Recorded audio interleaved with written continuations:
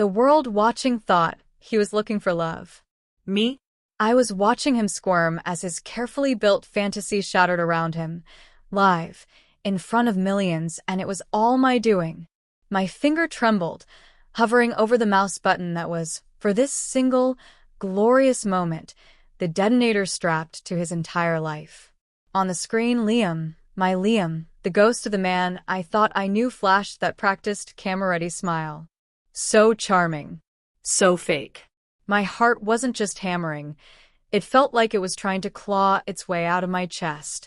The bright studio lights couldn't hide the darkness I knew lurked beneath. One click.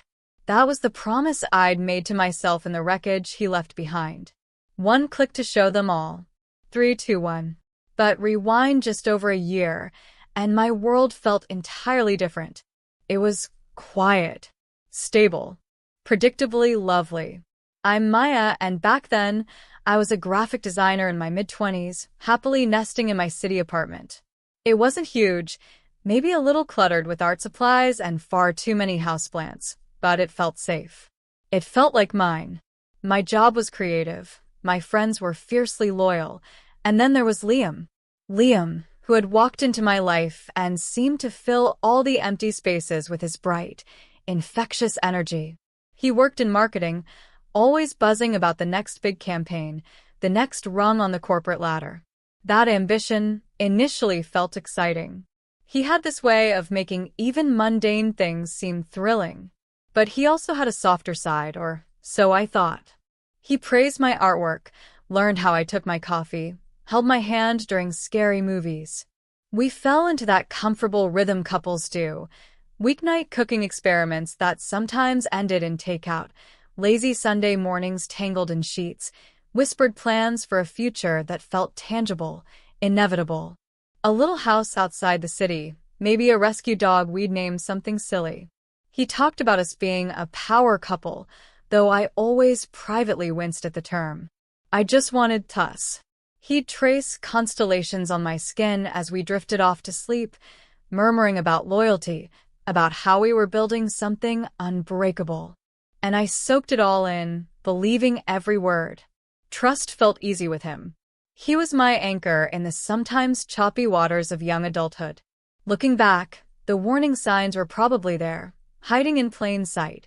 The way his eyes lingered a little too long on his reflection, the slight impatience when my career milestones weren't as flashy as his, the casual way he could charm anyone, maybe too casually. But I was blissfully unaware, wrapped up in the cozy blanket of love, never imagining the rot hidden underneath. The first sign something was truly wrong wasn't a shout, but a whisper. A subtle shift in the atmosphere between us. Liam's late nights at the office started piling up. At first, I played the supportive girlfriend, leaving dinner warming in the oven, accepting his tired excuses about looming deadlines and demanding clients. "This project is huge, Maya," he'd say, running a hand through his hair. "It could mean everything for my career, for us." How could I argue with that? But the late nights stretched into unexplained absences. He started guarding his phone like it held state secrets. It lived screen down on tables, or stayed firmly in his pocket. Texts would come in at odd hours, and he'd angle his body away instinctively, offering clipped, vague replies if I glanced over. A call would come through, and he'd quickly step onto the balcony, his voice dropping to a conspiratorial murmur. "Just work stuff," he'd say breezily, avoiding my eyes when he came back inside. The easy intimacy we shared began to feel strained. One evening, he came home smelling faintly of perfume, a sweet, floral scent utterly unlike my own earthy EDCs. I commented on it lightly, trying to sound casual. "Oh, must have been from the elevator. Crowded tonight," he said, shrugging it off immediately, turning the conversation back to his stressful day. The explanation felt thin, flimsy. A knot of pure dread tightened in my stomach. Was I imagining things? He started making little digs, veiled criticisms disguised as jokes. About my freelance projects not being high-profile enough, about my comfortable, introverted evenings contrasting with his need to network.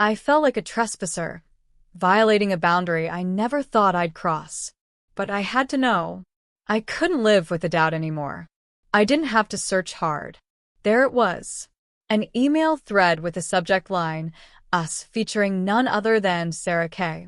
Sarah from marketing, Sarah from the non-existent file drop-off. It stretched back months. My breath hitched. Clicking it open felt like plunging into icy water.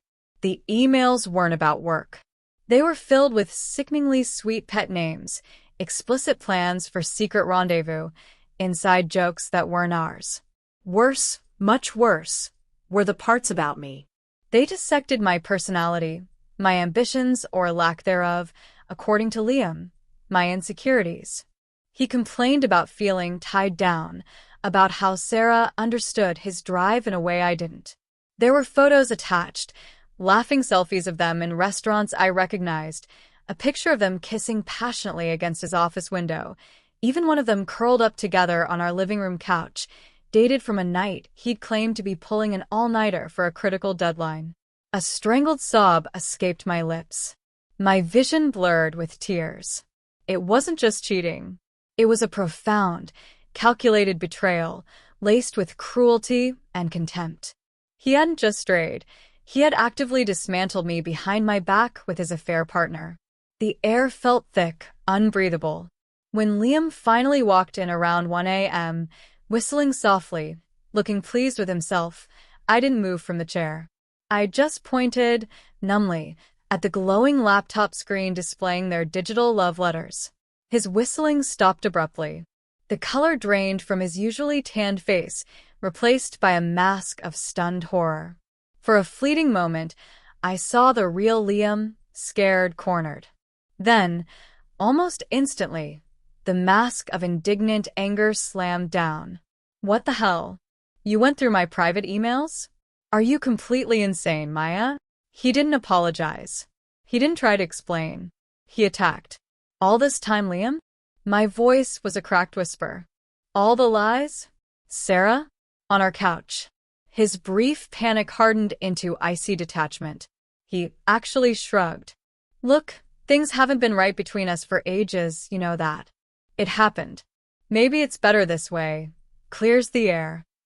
He framed his infidelity as some kind of painful necessity, almost a favor to me. The sheer, callous audacity of it stole my breath. The argument that followed was a hurricane of my heartbroken tears and his cold, dismissive justifications. He packed his things with an eerie calm, carefully folding his designer shirts, grabbing his expensive watch collection, the symbols of the image he worshipped above all else. He paused at the door, not with remorse, but with a final, parting shot. Honestly, Maya, you were always holding me back. Then he walked out, leaving me utterly destroyed amidst the ruins of the life I thought we were building. The charming man I loved hadn't just left. He had never truly existed. The aftermath was a desolate landscape. I moved through the days in a fog of pain and fury. Work became my refuge, Chloe my rock. Slowly, painstakingly, I began to sweep up the shards of my life. Liam, meanwhile, resurfaced online like a submarine breaching water, sleek, polished, and utterly untouched by the devastation he'd caused. His social media portrayed a man thriving, ambitious, single, and ready to mingle, with absolutely no mention of the 3 years we'd spent together or the brutal way it ended. It was a masterclass in curated denial. Then, 6 months into my fragile recovery, Chloe sent the text that changed everything. A link to an entertainment news site. Her message: prepare to rage. I clicked, my stomach plummeting. And there it was. Liam, smiling his $1 million smile from a promotional photo for the upcoming season of Paradise Found, the nation's most popular, most vapid reality dating show. He wasn't just on the show. He was being marketed as the season's heartthrob, the successful marketing guru nursing a broken heart, searching for genuine connection after a devastating betrayal. His broken heart? His betrayal? I felt a surge of incandescent rage, so potent it made me dizzy. He was taking my pain, our story, twisting it into a sympathetic narrative to launch himself into the vapid orbit of reality TV stardom. He was going to profit from his deception, charming millions just like he charmed me, building his brand on the ashes of my trust. Oh, hell no. And then a memory surfaced, a flicker from a past life, almost. Before my design career fully took off, I'd done a short, slightly chaotic internship at NovaStream Productions, the very company behind Paradise Found. I worked in their digital wing, helping with online content and specifically with the temperamental system they used for live streaming special events and premieres. I remembered endless complaints about glitches, about legacy code, and about a specific, unsecured backdoor access point used for emergency overrides. We'd flagged it as a massive security risk. Knowing NovaStream's usual approach to tech, duct tape and crossed fingers, had they ever fixed it? A slow, dangerous smile spread across my face. The anger churning inside me began to crystallize into a plan. A risky, audacious, potentially life-ruining, for him, plan. What if Liam's big television debut became his public execution? What if I could hijack his moment in the spotlight and show the world the real Liam? I started digging. Late nights weren't spent crying anymore. They were spent researching network protocols, dusting off old skills, meticulously compiling the evidence, the screenshots, the photos, that gut-wrenching voicemail from Sarah, who I discovered Liam had also discarded once she became inconvenient. The irony wasn't lost on me. The part of my past he never cared to know about was about to become his downfall. He thought he was climbing towards the sun. He had no idea I was waiting to melt his wings. Premiere night felt electric, dangerous. My apartment was command central. Laptop glowing, energy drink sweating beside it, multiple browser tabs open, the official network live stream, the churning cesspool of the show's hashtag on Twitter, and the slightly archaic, clunky interface of the NovaStream backend portal. Chloe was a supportive face on my video call, alternating between nervous pacing and fierce encouragement. Deep breaths, Maya. You are a goddess of vengeance. Aim for the smug look. My own breath felt shallow, tight in my chest. On the main screen, Liam was holding court on the Paradise Found sofa. He leaned towards the host, radiating sincerity, talking about learning to trust again after his world was turned upside down. He even dabbed at a non-existent tear when discussing his hopes for finding a truly honest partner. The live chat was eating it up. So brave. He deserves happiness. Team Liam. I felt a surge of nausea, mixed with cold determination. I navigated the backend system, my old intern login working like a charm, bless NovaStream's incompetence. My payload was ready, a tightly edited video montage. It started with screenshots of his emails to Sarah, the ones where he called me clingy and uninspired. It cut to the photos, them kissing, laughing, lounging on my couch. Then, the audio pieced to resistance. Sarah's tearful voice from the voicemail, clear as day. He told me you two were basically over months ago. He lied about everything. Simple text overlays provided dates and context. Brutal. Efficient. Devastating. My target was the short promotional bumper scheduled to run just before the first commercial break. The host beamed. We'll be right back with more from Liam and our stunning singles. But first, a taste of the drama to come. Now. My fingers flew. Upload file. Rename to match the promo slug. pf_s5_sizzle_live_0. MP4. Confirm. Override. Hit execute. My heart leaped into my throat. For one agonizing second, the screen held on the host's smiling face. Then it flickered. No glossy promo. Instead, Liam's own sneering words about me appeared in stark white text on a black background. Then the photo of him and Sarah, mid-kiss, flashed up. Then another. Sarah's voice, trembling with rage and hurt, filled the audio stream. On the main feed, chaos. The host's smile froze. cracking into bewildered horror. Liam's jaw dropped. His face cycled through shock, confusion, and finally, sheer, bug-eyed panic. He started stammering, shaking his head. No, wait. That's taken out of context. It's fake. He lunged forward as if to cover the screen with his hands. His microphone cut out abruptly. Hasty, panicked voices could be heard faintly. Cut the feed. Cut it now. The screen went black. Then, after a few seconds of dead air, it cut to a jarringly cheerful local weather forecast. Too late. My phone detonated with notifications. Twitter exploded. Hashtag Liam Liar. Hashtag Paradise Found Hijack. Hashtag Maya Got Revenge were trending worldwide within minutes. Chloe was shrieking with laughter on my video call, tears streaming down her face. Millions had witnessed it. Millions saw the mask ripped away. Liam wanted the spotlight. He got it. Right between the eyes. A wave of fierce, cleansing satisfaction washed over me. Justice, served cold, and broadcast live. The fallout was swift and brutal, exactly as I'd hoped, perhaps even more spectacular. NovaStream issued a terse statement about unprecedented technical sabotage and launched an internal investigation which, thankfully, never traced back to my long-dormant intern credentials. Within a day, they announced Liam's departure from Paradise Found, citing vague, personal reasons. His carefully crafted narrative imploded.